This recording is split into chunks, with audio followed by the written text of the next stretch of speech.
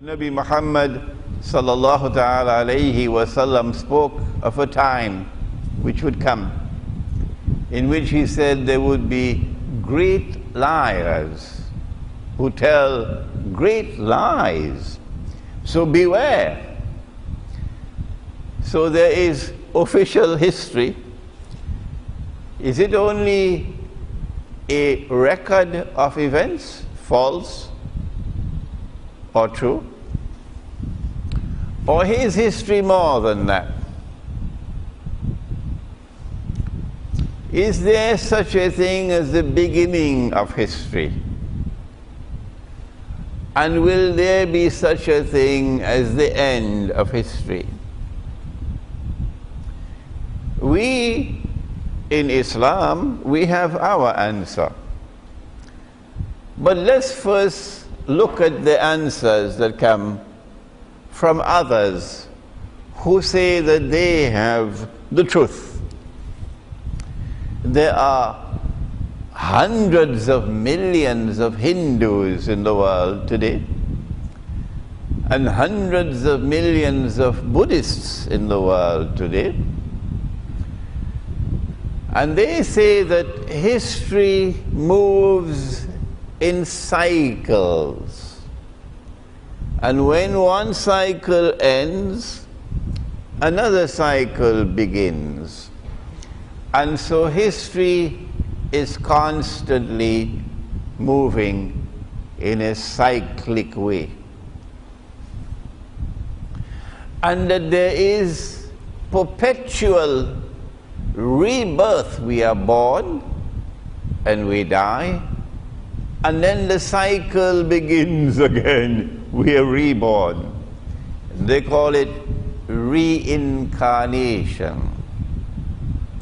But they do say that it is possible to put an end to that cyclic movement of, they call it janam, and then another janam, and then another janam, when you can achieve what Gautama Buddha called nirvana. For the Hindu, the human soul achieves perfection and is then reabsorbed into the great soul. This one he calls the Atma, and that one the Paramatma. So your history ends with your reabsorption into that great soul. And in the case of Buddhism, when you achieve nirvana, and then you will no longer be reborn into the world. But even though they believe in cycle after cycle, the Hindus are of the view that we now live at a moment in time when a cycle is coming to an end. A cycle cannot come to an end without a validation of Hinduism's claim to truth. And because Hinduism is a religion that is specific to a particular holy land, they have the concept of a holy land.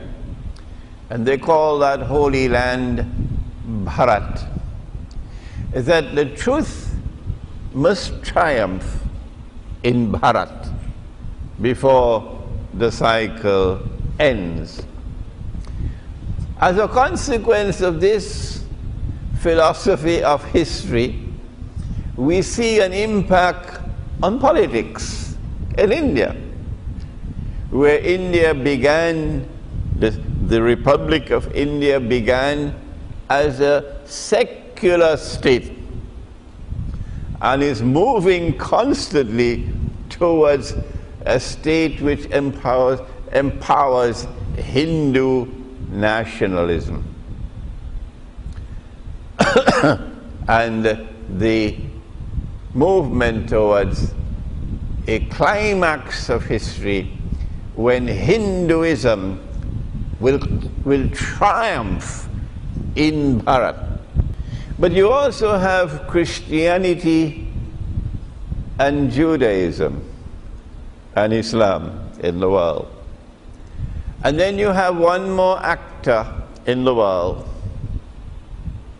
which has become the dominant actor on the stage of history.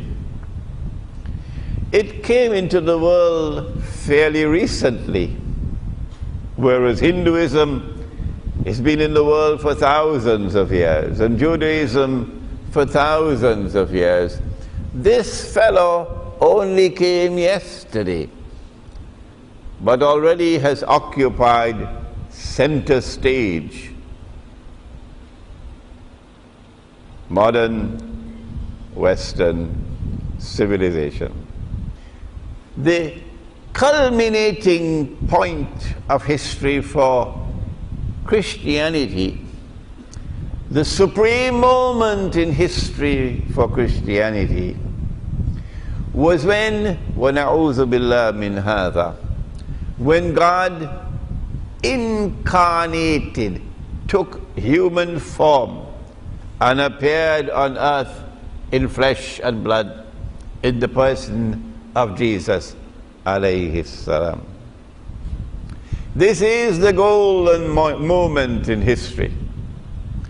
And after that, every subsequent moment of history recorded downward movement, that mankind is moving downwards. Linear movement, regressive, going down. But there is going to be an end of history, says Christianity, when God will return in the person of Nabi Isa alayhi salam. And when he comes back, he's going to come back to Jerusalem. And so history will end in the Holy Land with the return of Jesus alayhi salam. And that return of Jesus alayhi salam would validate the Christian claim to truth.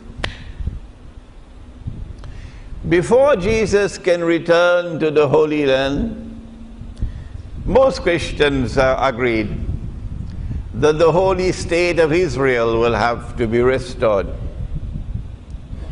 So when they saw an Israel born in 1948, most Christians have come to the conclusion that this is the holy Israel of Nabi Dawood, the prophet David, alayhi salam, and Nabi Sulaiman, the prophet Solomon, alayhi salam. And that it is as a consequence of the restoration of holy Israel in the Holy Land that we can now conclude that we are close to the end of history, and that the return of Jesus alayhi salam is close, it is at hand. This has had a profound influence on foreign policy in the United States of America. No less a man than George Bush was conducting the foreign policy of the United States of America based on this vision of the end of history, and that Muslims are the obstacle in the way for the triumph and validation of the Christian claim to truth in Holy Jerusalem. We now come to the Jewish view of the end of history. That in the same way that the Hindus hold the view that they are a chosen people, they are the elite of mankind, the Brahman, so too the Jews share with the Christians this belief that they are the chosen people of all of mankind. and that heaven is reserved for them. That the golden age of Judaism was that moment in time when the prophet David, Nabi Dawood alayhi salam, established the holy state of Israel. And that holy Israel ruled the world from Jerusalem. And that his son, the prophet Solomon, Nabi Sulaiman alayhi salam, built the temple, the masjid, and took that Israel to its supreme position of power in the world. This was the golden age when the Jews ruled the world. And history cannot end until that golden age is restored.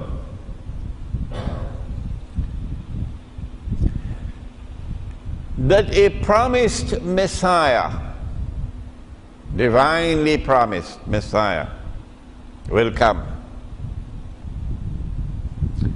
And when he comes, he will rule the world from holy Jerusalem, from the state of Israel. And this will bring back that golden age. And this will be the validation of Judaism's claim to truth. Modern Western civilization is a very curious creature. It emerged in history in a very mysterious way. Did this happen by accident? Or is there an explanation for the emergence of modern Western civilization? Modern Western civilization has as its foremost thinker and scholar, presenting its view on history in the person of a German philosopher of history whose name was Friedrich Hegel.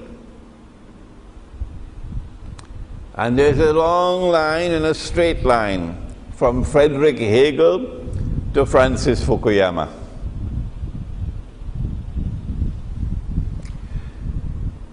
Hegel was of the view that history proceeds and history advances with the emergence of a thesis which is then challenged by an antithesis, opposites. And the clash of the two results eventually in their being synthesized, coming together in a synthesis which represents advance of civilization. And so mankind is constantly moving in a direction which is progressive. The Christian view was regressive, going down. The Jewish view is similarly regressive, going down from the golden age. But this Western view is linear, straight line, but progressive, advancing. So every age that comes supersedes the age which came before it. And every age that comes represents advancement in human progress. And since modern Western civilization came after Judaism and Christianity and Hinduism and Buddhism and Islam, the implication is that modern Western civilization has synthesized all that came before it and has now advanced beyond traditional religion. A new world has come now beyond old time and old-fashioned religion.